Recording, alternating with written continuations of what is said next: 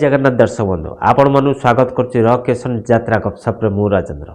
आज मो वीडियो माध्यम आपण मानु जणेबी हाई बिग बजट यात्रा अनुष्ठान यात्राणी सिंहवाहिनी तार आगामी कैंप क्यों क्यों जगह करिया पई जाउछि। जदि जानिया पई चाहउछ ताले मो सहित संपूर्ण जोड़ी रुहंतु, वीडियो स्किप न करी देखि देखि चलंतु, जानि परिबे यात्राणी सिंहवाहिनी क्यों क्यों जगह तार आगामी कैंप करिया पई जाउछि। चलंतु देरी न करी वीडियो स्टार्ट करबा।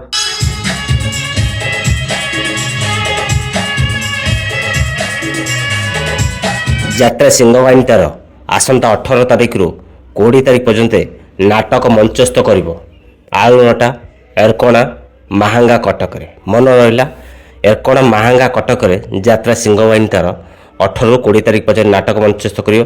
से भाइराल नाटक भोला शंकर देखिबार सुযোগ। यात्रा सिंहवाहिनी तार डिसेम्बर 21 रु डिसेम्बर 23 पर्यंत नाटक मंचस्थ करने जाऊँगी पद्मपुर वासुदेवपुर भद्रक रे। मन रहा पद्मपुर वासुदेवपुर भद्रक रे यात्राणी सिंहवाहिनी नाटक मंचस्थ करने जाऊ।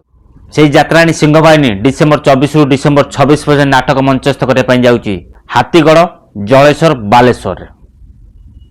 डिसेम्बर 27 रु डिसेम्बर 30 पर्यंत नाटक मंचस्थ करने जाऊँगी पालबणी दुर्गा पूजा पड़िया बारिपदा मयूरभंज। डिसेम्बर 27 रु डिसेम्बर 30 पर्यंत से यात्राणी सिंहवाहिनी देखा पाइबे। आपण मानकु यात्राणी सिंहवाहिनी आगामी कैंप विषय अपडेट देदेली। जदि वीडियो भल लगे निश्चित लाइक करूँ, कमेंट करूँ, सांगतिक शेयर करूँ।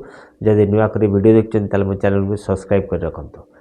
सबल कही राजेंद्र बेरा फेसबुक आईडी रकेशन यूट्यूब चैनल यात्रा फ्रेश खबर पाइपर। आशा कर समस्त भल थे और सुस्थ भी थे।